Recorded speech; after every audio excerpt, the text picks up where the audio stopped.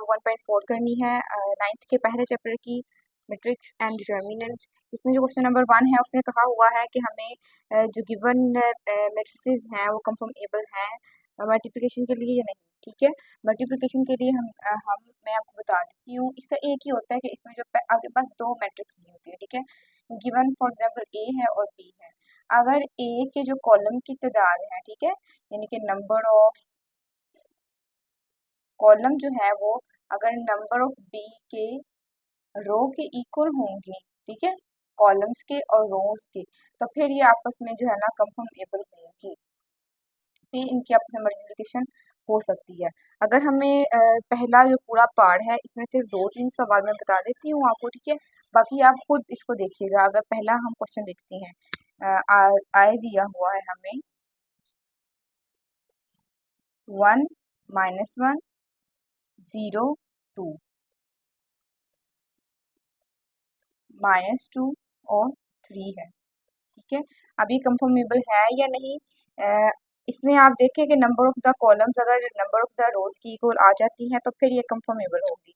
आप सपोज कर लें कि ये आपके पास ए है और ये मैट्रिक्स बी है। ए की कॉलम कितने हैं, ठीक है, 1 कॉलम और 2 कॉलम, इसके कॉलम 2 आ रहे हैं। ये दोनों आपस में कंफर्मेबल होंगी अगर इसकी नंबर ऑफ द कॉलम जो है ना वो, ये आपके पास कॉलम्स है, इसके नंबर ऑफ बी के नंबर ऑफ द रोज के इक्वल आ जाएंगे। इसमें रोज कितनी है 1 2, तो ये इसकी 2 रोज है। तो इसका मतलब ये है कि जो आय पार्ट दिया हुआ है ये कंफर्मेबल है फॉर द मल्टीप्लिकेशन। इसी तरह अगर आप जो है ना वो दूसरा क्वेश्चन देखते हैं, उसमें आपके पास 1 1 -1 0 2 -1 1 3, इसमें नंबर ऑफ द कॉलम्स की तादाद कितनी है 2 है और नंबर ऑफ रोज इसमें कितनी है 2 है, तो ये भी कंफर्मेबल है, ठीक है। और अगर आप फिफ्थ वाला क्वेश्चन एक मैं आपको करवा देती हूँ, सपोज कर लेती हैं इसमें नंबर ऑफ द रोज कितनी कॉलम कितने आ रहे हैं। ये आपके पास नंबर ऑफ द कॉलम 1 है 2 है 3 है, ठीक है। तो इसमें तीन जो है वो कॉलम्स है, दूसरे वाले में देखिए कि नंबर ऑफ द रोज 3 है तो फिर ये कंफर्मेबल होगी। इसमें नंबर ऑफ द रोज कितनी है 1 2 3, तो इसका मतलब है कि ये तीनों जो मैंने आपको करवाए हैं ये कंफर्मेबल हैं। अब दो पार्ट रह जाते हैं, इसको आप खुद सोल्व कीजिएगा और बताइएगा कि कंफर्मेबल है या नहीं है। अब हम जो है ना क्वेश्चन नंबर 2 की तरफ मूव करते हैं।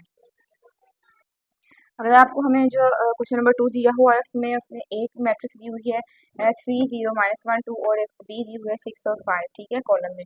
उसने कहा है कि हम फाइंड करें ए बी और बी ए को फाइंड करें अगर पॉसिबल है। तो पहले तो ये चेक करेंगे अगर ये मल्टीप्लिकेशन के लिए कंफर्मेबल है कि नहीं। इसमें ए में नंबर ऑफ द कॉलम कितने आ रहे हैं 2 कॉलम है, ठीक है, और इसमें नंबर ऑफ द रोज कितनी आ रही है 2 है, तो यानी कि ये ए और बी कंफर्मेबल है फॉर मल्टीप्लिकेशन। तो ए और बी का देखना था, ए और बी का ये हो जाता है, बी और ए का अपना रूल होगा, ठीक है, वो बाद में देख लेंगे। अब ए और बी को आपस में मल्टीप्लाई करवाते हैं 3 -1 0 2, बी हमारे पास है 6 5।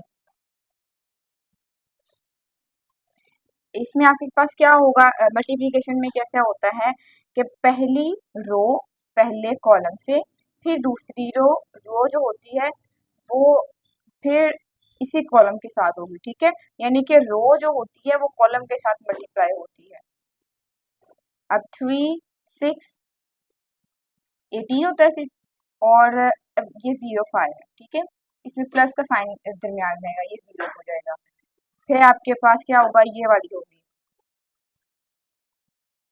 -1 और -1 6 के साथ मल्टीप्लाई होगा तो -6, 2 5 के साथ होगा तो +10, ठीक है। ये हमारे पास आ जाएगा 18, -6 में से 10 को निकालें तो हमारे पास आंसर आता है 4, तो ये आपके पास रिक्वायर्ड आंसर हो जाएगा, ठीक है। अब हम जो है ना बी ए फाइंड करते हैं। अब अगला हमने जो करना है बी और ए का, ठीक है, बी और ए का करना है। बी हमारे पास है 6 5 और ए हमारे पास है 3 0 -1 2। अब ये कंफर्मेबल है कि नहीं, इसमें नंबर ऑफ द कॉलम कितने हैं, एक कॉलम आ रहा है, ठीक है, और लेकिन इसमें नंबर ऑफ द रोज कितनी आ रही हैं, दो आ रही हैं। तो हमने क्या कहा था कि कॉलम की तादाद रोज के बराबर आनी चाहिए, और देखिए ये नहीं बराबर आ रही।